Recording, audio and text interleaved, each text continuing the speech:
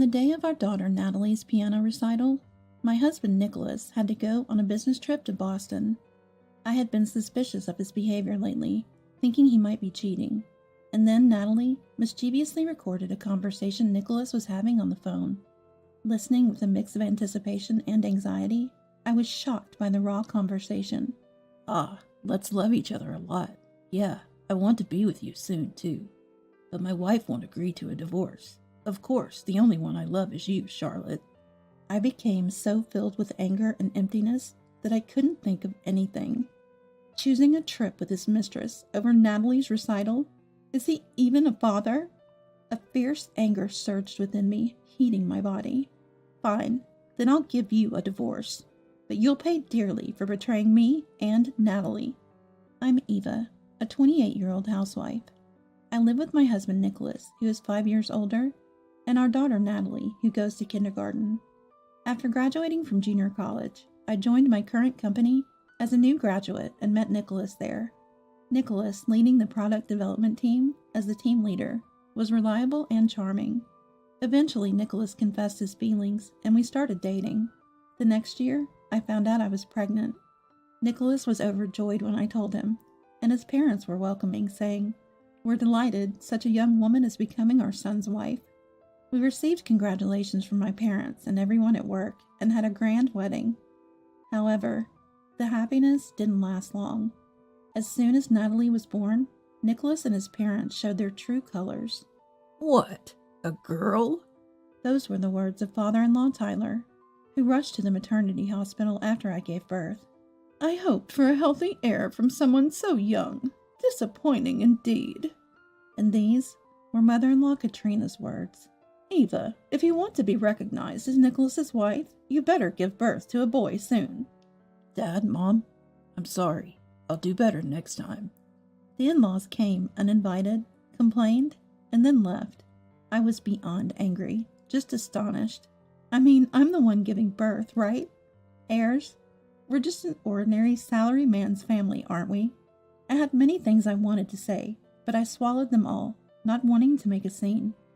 Oh well, so this is the true nature of the in-laws and Nicholas. My worries grew as Nicholas, not even looking at newborn Natalie properly, indulged in mobile games on the sofa. The next day, I received a message from Nicholas's sister, Mary. It had been since our wedding that I had talked to Mary. I heard from Nicholas that the baby was born safely. I thought it would be bothersome to barge into the hospital, so I'll send a baby gift to your house. I immediately replied with a thank you message. She seemed like a considerate person, unlike the in-laws and Nicholas, which was a relief. Returning home after a month-long postnatal stay, I found cute baby clothes and a stuffed animal, so I quickly called to thank her. As we continued to exchange messages, Mary and I became close, and after Natalie started attending the child care center, meeting up with Mary for chats became my break. Nicholas left all the household chores to me, even though I was working full-time. Before marriage, he played the understanding husband, saying, "If Eva wants to continue working, I'll support her, and I'll help with the housework." But he suddenly changed his attitude. Worse yet, Nicholas couldn't even take care of himself properly. He left plates on the dining table after meals, scattered shirts and socks on the floor, and his figure sprawled on the couch in sweats, fiddling with his mobile phone, was like that of a giant child. "Papa, you have to put your clothes in the laundry basket in the bathroom." "Shut up. Don't talk to me. You made me mess up." Natalie, scolded by Nicholas, sadly walked away from him. "Hey, Nicholas, can you hang the laundry if you're free?" "That's a woman's job. My mom did all the housework properly. Unlike you, a housewife, I don't have the time." Then Nicholas said in a tone as if he was disgusted. "Every housewife does household chores perfectly. If you can't manage the house, why not quit your job?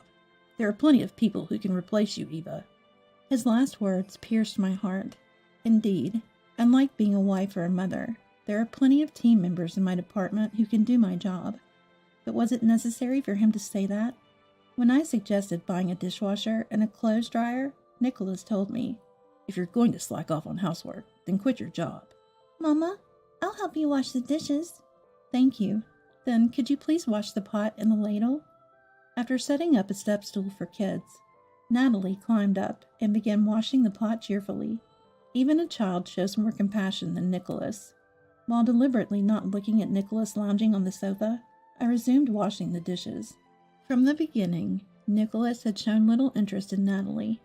Changing diapers, showering her, putting her to sleep, he avoided all of it. Even when she started walking, he barely spoke to her. On weekends, when he lay sprawled on the sofa with nothing to do, he would shoo her away with a wave of his hand if she begged him to play. He would make an overtly annoyed face when Natalie spoke to him. "Hey, Dad, I have a piano recital coming up. I'm playing Little Bird's Walk. I can play it well." Nicholas raised his voice at Natalie, who had run up to the black upright piano. "Stop it. It's annoying." "What's wrong with listening for once?" "I hate both the piano and kids' voices. They irritate me." Nicholas glared at the piano with a sullen face. "Anyway, becoming a pianist is impossible." "We don't know that. Natalie, you're practicing hard, right?" I hurriedly tried to cover for Nicholas's dream-crushing words. However, Natalie got down from the piano bench with a sad face, took a picture book from the shelf, sat down with her back to us, and spread the book on her lap. Natalie started attending piano lessons last year after being inspired by a live piano performance at a city event. I bought a piano with a silencing function using my salary so she could play comfortably in our apartment. Natalie practiced earnestly every day with headphones on after returning from the child care center. Her hard work was recognized, and she was selected for the next recital. As Nicholas left in his car with his mobile phone, Natalie said sadly, "I wanted Daddy to hear my performance." "Let's have him listen next time." "Oh, let's try the method your teacher taught us. Listening to the recording helps identify parts that aren't played well." Natalie's face lit up instantly. "I remember how to record with the smartwatch." "Then play, and I'll listen." Natalie pressed the recording button on the smartwatch my parents bought for her birthday, placed it on the piano, and started playing. "Wow, you've improved again, Natalie. That's amazing." To my sincere praise, Natalie beamed with happiness. The recital at the end of the month was supposed to be attended together with Nicholas. He seemed reluctant, but when he told Natalie, "Daddy will also come," she practiced even harder than usual. However, on Friday night, Nicholas casually mentioned, "I'm off to Boston for a business trip tomorrow. I'll be back Monday morning." "What?" Natalie was really looking forward to you coming. Is work more important than Natalie's recital? "Can't help it. It was decided suddenly." I felt suspicious of Nicholas's grumpy response. Do business trips get decided so last minute? Lately, Nicholas always keeps his mobile phone close, and whenever a call or message comes, he excuses himself saying, "It's work," and moves suspiciously to his study. It's exactly how a cheating person would behave. I want to find evidence, but he's so cautious he sleeps with his mobile phone, leaving no chance to sneak a peek. And so, the day of the piano recital arrived. Natalie, dressed in a pink dress, played her piece perfectly in front of a large audience, and the hall erupted into a big round of applause. Feeling happy, she fell asleep, and the next morning, while I was preparing breakfast in the kitchen, a sleepy Natalie came downstairs from the second floor and spoke to me. "Mama, are we going shopping by bike today?" "Yes, to the shopping street. The roads are too narrow for a car around there." "You better not. You might fall and hurt yourself." I almost laughed. "Natalie, adults don't fall like children do." "But Mama, in my dream, you fell and there was blood on your knee." I stroked her head, insisting seriously, and soothed her.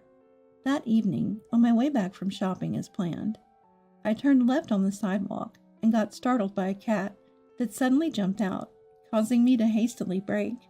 Then, an onion fell out of my eco bag in the front basket, and as I got distracted by it, I lost my balance and fell off the bike. Ouch! Since I wore a skirt today of all days, my knee was bleeding when I looked at it. Just as Natalie had predicted, I fell and got hurt. When I told Nicholas's story as a joke after he came home from work, he looked at Natalie and me suspiciously.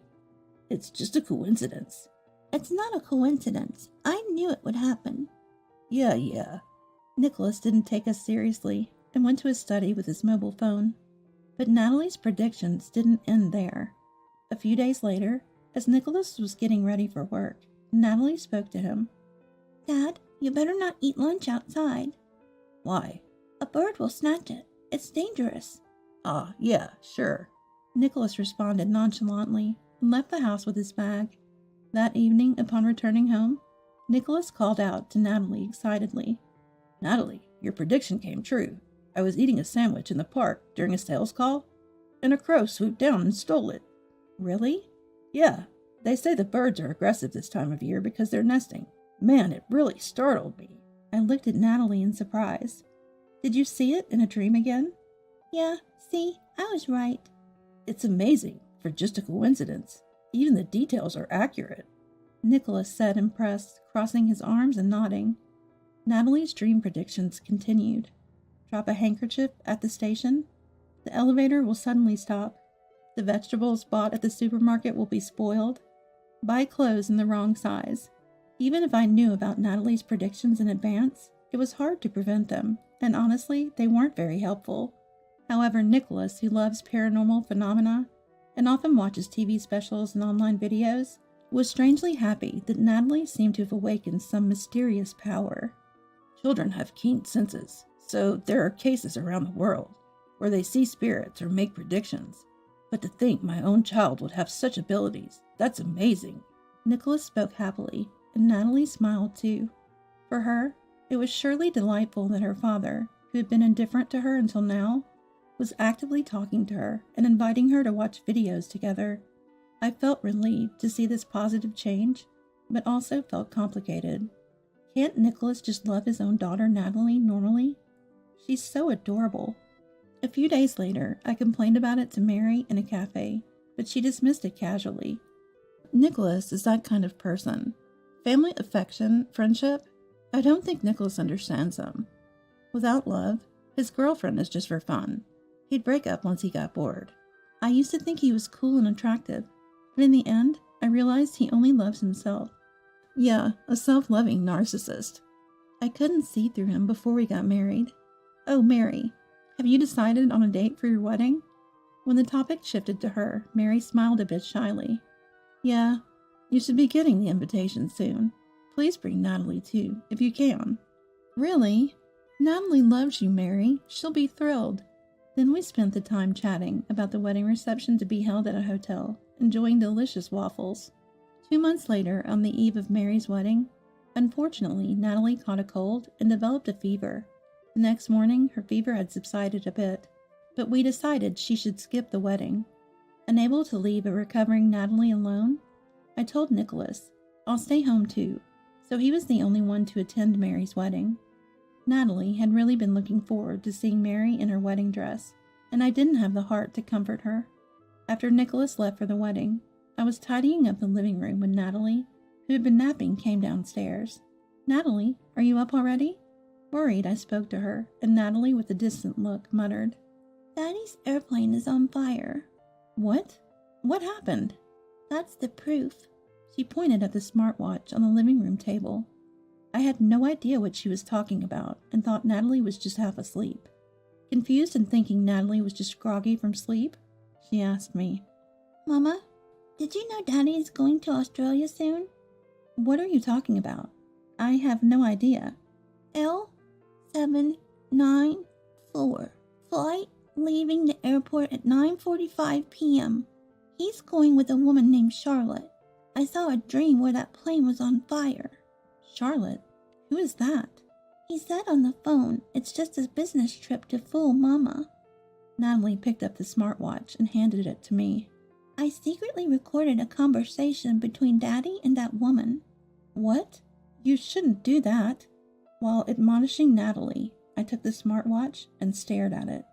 After watching Natalie go back to her room, having drunk a glass of water, I sat on the sofa and nervously pressed the play button on the smartwatch. It was hard to hear, but it was definitely Nicholas's voice recorded.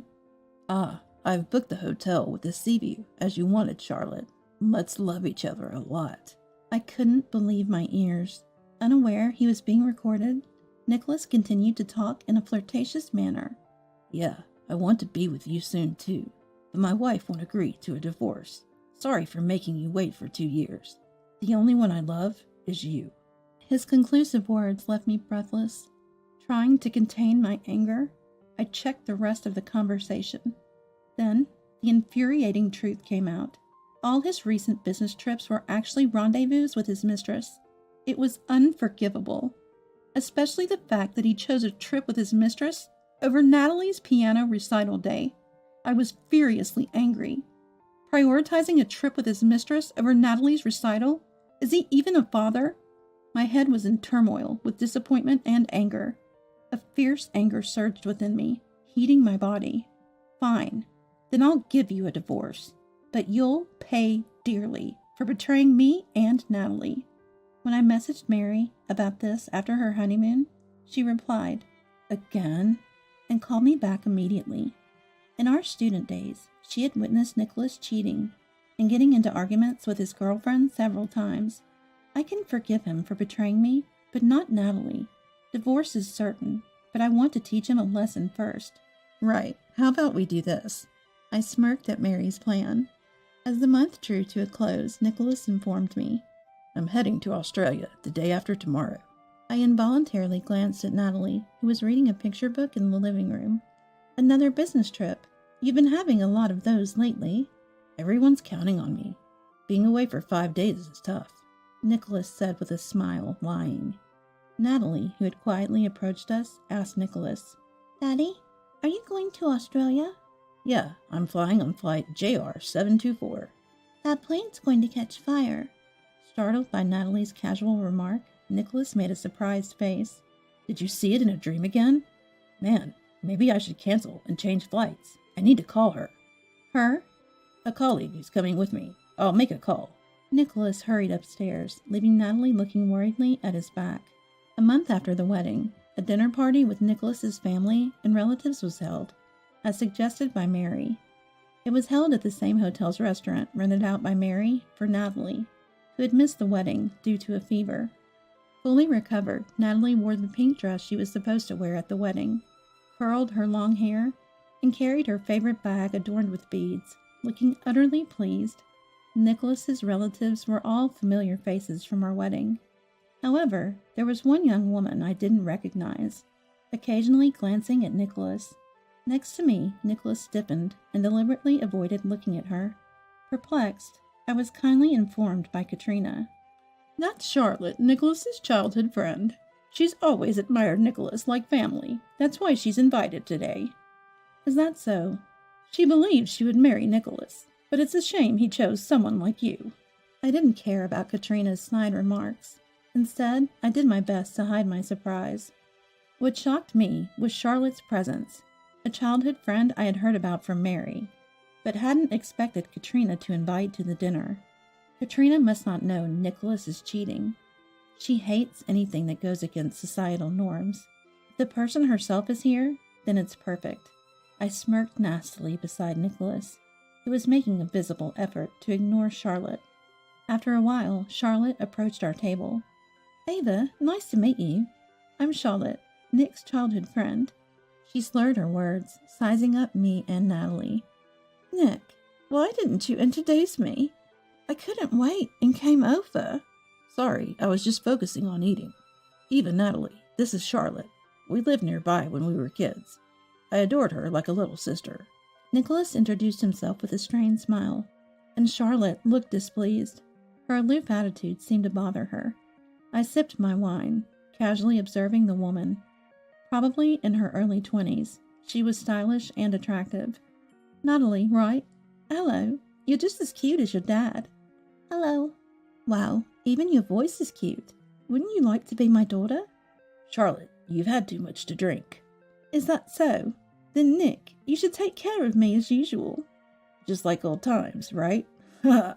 Nicholas let out a dry laugh, his face dripping with sweat. After finishing my glass of wine, I put on a smile and spoke to Charlotte.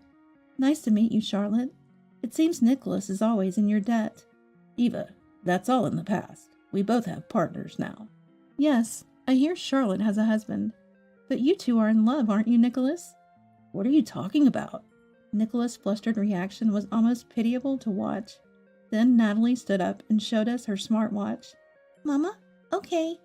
After confirming my nod, she pressed the playback button. "I love you, Charlotte." Suddenly, Nicholas's voice echoed throughout the venue. and he spit out his beer in shock. What the? Stop it now, Natalie! In a panic, Nicholas tried to take the smartwatch from Natalie, but unable to figure out how to stop it, his conversation with Charlotte continued to play loudly. I can't wait to be in bed with you, Charlotte. Young women are the best, so soft to touch. I'm being pressured by my mom for an heir, but no way am I doing that with my nearly 30-year-old wife. Yeah, my wife neglects the kids. I do all the housework and childcare. I'm what you call a real supportive father. The venue fell silent for a moment before starting to buzz. Nicholas's parents blushed under the cold stares of the relatives looking down in shame. Charlotte, now sobered up, looked down at Nicholas in disbelief. It's not what it looks like. This is... Nicholas's voice trailed off, and Natalie yelled out, "Liar, Daddy!" What? What are you talking about? Natalie, her face red with anger, quickly accused Nicholas. "It's Daddy who neglects Natalie. Mama works too, but she does everything at home. Daddy doesn't even pick up his own socks. Why lie?" No, Natalie's voice filled the venue, exposing Nicholas's behavior. "Mama always plays with Natalie. We take showers together, read books, and she sleeps with me. She helps me practice piano. But Daddy just plays games at home and gets mad if I talk to him." That's right. And while we're at it, I never heard about any divorce talk. I wish you'd stop making things up.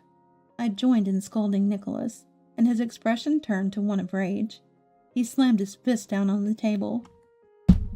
Shut up. Be quiet. A daughter shouldn't talk back to her father. Your mother's upbringing is flawed. Hey, Eva, I, a prestigious university graduate, married you, a junior college graduate. You should be more grateful.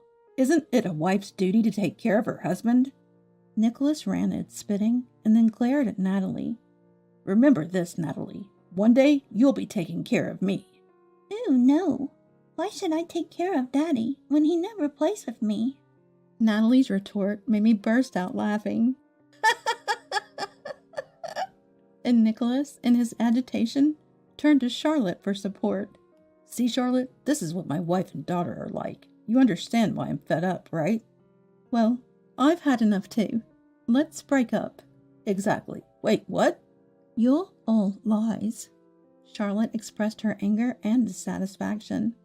You complained about a lazy wife, but Natalie says otherwise, and you weren't even discussing divorce. Plus, you said you liked kids, but you actually hate them, don't you? Nick, this is your true nature. I can't believe you anymore. Nicholas was thrown into disarray. His confident demeanor changed completely, his face showing a pathetic expression. Charlotte, it's not like that. Listen to me. I can't stand your male chauvinism. I'm not into that. Find someone else. But you're the only one for me. Looking at Nicholas with a disgusted face, Charlotte grabbed her bag and left the venue. I seized the moment to have my say with the stunned Nicholas. I've been putting up with this because Natalie is still young and needs her dad, but I've had enough. We'll get divorced, but make sure you pay the compensation and child support. Nicholas, who had been staring at the door Charlotte left through, turned to me with a look of disbelief. You're serious about divorcing? Well, Nicholas, you don't need me and Natalie, right? From now on, you can enjoy your time with young girls. I'll take care of Natalie. Hey, you're joking, right? How will you survive as a single mother? With a sneer, Nicholas looked at me and Natalie. You two can't live without me. If you retract your statement now, I'll forget all about your arrogant attitude and harsh words. Apologize now, and I'll pretend none of this ever happened. I was utterly disgusted with Nicholas's arrogance. Does he even see reality? Listen, the one who can't manage without us is you. Nicholas, you're far more of a handful than 6-year-old Natalie. From now on, you better take care of yourself. I stood up, apologized deeply to Mary, Nicholas, and the relatives. I'm sorry for causing a scene. I'll be leaving first. Nicholas and his parents, being the hosts, couldn't just leave. They had to endure sarcastic comments from relatives and spend the rest of the meal in awkwardness. It must be tough for them, always so concerned about appearances. Well, according to Katrina, Natalie and I are not really part of the family, so it doesn't matter to us. I left the venue with Natalie, feeling liberated. When Nicholas returned from the dinner, I handed him the divorce papers. Make sure to fill these out. We'll settle the amount for compensation and child support through the lawyers later. And this apartment, since I bought it before we were married, you'll need to move out soon. Nicholas looked like he wanted to argue, but signed the divorce papers without further fuss. Realizing that arguing was futile, he agreed to the amount proposed by the lawyer and transferred it from his savings. Our divorce was finalized. Afterward, Nicholas was labeled as a liar by his affair partner and dumped. He faced backlash from his relatives and parents, and in a fit of defiance, ended up being disowned by them. Also, rumors of the divorce due to his infidelity spread quickly at his workplace, leading to his resignation. Thinking he could easily find a job in his desired field, Nicholas was repeatedly rejected for full-time sales positions and resorted to juggling part-time jobs. He's working from morning till night, scolded by a younger female manager, his pride crushed. Now he lives alone in a small old apartment. I sold the apartment and moved near my parents' home with Natalie, living a peaceful life. Without the troublesome and arrogant husband, I found more peace of mind, and Natalie smiles more than before. I was worried Natalie might miss Nicholas, but she seems indifferent to an uninvolved father, hardly mentioning Dad. I should have done this sooner. If Natalie ever wants to see him, I'm willing to contact Nicholas. Interestingly, Natalie's prophetic dreams disappeared after the divorce. Perhaps our troubled marriage had been causing her anxiety, leading to such a phenomena. I still meet Mary regularly, and she humorously updates me on Nicholas's condition and the scolding his parents received from relatives over the infidelity. Natalie started elementary school this spring. She returns home earlier than when she was at the child care center, so my parents look after her when I work late. Natalie has been visiting my parents since she was little and is very attached to them, and they adore their only grandchild. Moving forward, I plan to raise Natalie with care, relying on my parents' support when necessary.